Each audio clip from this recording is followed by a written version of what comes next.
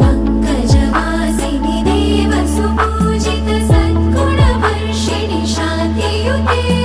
जय जय हे मधुसूदन कामिनि आदिलक्ष्मि जय पालय माम्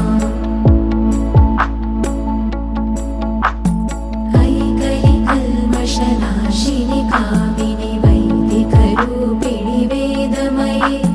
क्षीरसमुद्भव मङ्गलरूपिणि मन्त्रनिवासिनि मन्त्रनुते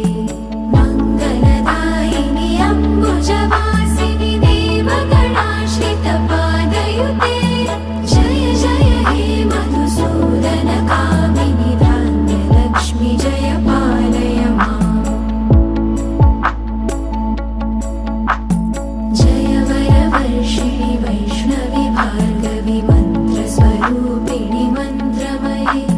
सुरगणपूजित शीघ्रफलप्रद ज्ञानविकासिनि शास्त्रनुते